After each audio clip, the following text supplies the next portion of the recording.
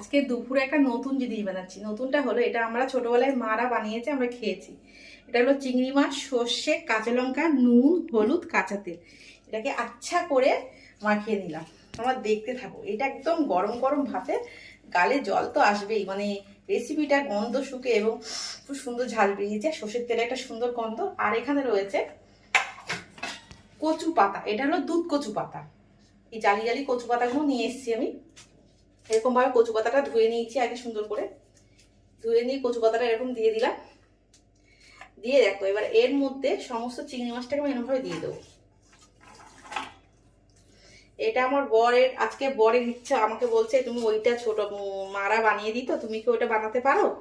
আমি বললাম অবশ্যই পারি, আমিও তো খেয়েছি, এটা খুব ভালো খেতে হয়। তার জন্য আমিও আজকে ওনার জন্য বানাচ্ছি। সবাই খাবো, উদ্দেশ্য উনি হলে। তারপরে এরকম ভাবে আস্তে আস্তে মুড়িয়ে দেবো সুন্দর করে ধরে। এই যে মুড়িয়ে দিলাম, সুন্দর করে মোড়ানো হয়ে গেল। এবার হাতটা ধুয়ে নেই। এবার এখানে আমি সুতো রেখেছি, এই যে এই সুতো, এটা দিয়ে এরকম সুন্দর করে পেঁচিয়ে পেঁচিয়ে পেঁচিয়ে এভাবে পেঁচাবো। সুন্দর করে পেঁচিয়ে দিচ্ছি, কারণ তারপরে এটা যেন না বেরিয়ে যায়, এই কারণে সুন্দর করে আমি পেঁচাচ্ছি। ভালো করে বেঁধে দাও। কিন্তু আমার মারা যখন এটা বানাতো, আমার মা কি আমার শাশুড়ি মাও বানাতো, তখন নাকি ওরা ভাতের মধ্যে ভরে দিত। মানে তখন দিশি চাল ও ভাতের মধ্যে ভরে দিত। কিন্তু এখন এখানকার যা আমরা যেসব চাল খাই, সেসব চালের মধ্যে ভাতের মধ্যে দিলে ভাতটা দেখতে খুব বাজে হয়ে যাবে। আর পুরো এর গন্ধটা ভাতের মধ্যে চলে যাবে। তার জন্য আমি এভাবে রেডি করেছি। এবার কড়াইয়ের মধ্যে একটা জল দেবো, জল দিয়ে এটা ঢাকা দিয়ে জলটা এর মধ্যেই পুরো মানে শুকনো হয়ে যাবে। তারপরে এটা এখন মেখে ভাতে গরম করে ভাতের সঙ্গে মেখে দেওয়া হবে। দারুণ রেসিপি, একবার বানিয়ে দেখো। আর না হলে আমাদের চলে এসো। চলো দেখি সেইটা কেমন হয়েছে। চিংড়ি মাছ দুধ কচু পাতা দিয়ে ভাপা। এই যে এটা এখানে হচ্ছে, এখনও একদম শুকনো হয়ে যাবে।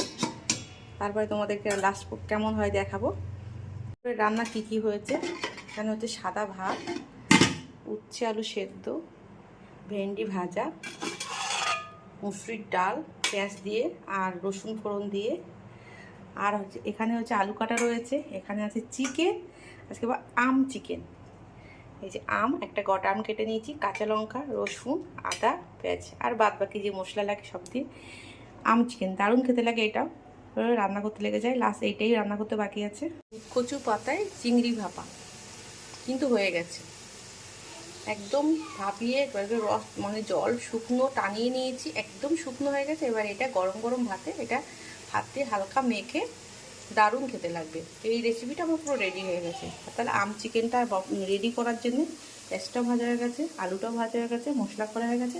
আজকে আম চিকেন এর আগে একদিন বানিয়েছিলাম, খুব দারুণ হয়েছিল খেতে। আজকের ওই গরমের মধ্যে টকটক দারুণ লাগবে খেতে। তো বন্ধুরা, রান্না করতে গিয়ে দেখো ঘেমে একাকার, এত গরম, পুরো চান হয়ে গেছি, টপ টপ করে পড়ছে। কি কষ্ট হচ্ছে দেখে, বৌদির ঘামা দেখে। বাড়ি বউ এরকমভাবে ঘামছে, একটু খেয়াল রাখো। এই যে রেডি পুরো আমার চিকেন, দুপুরের মেনু।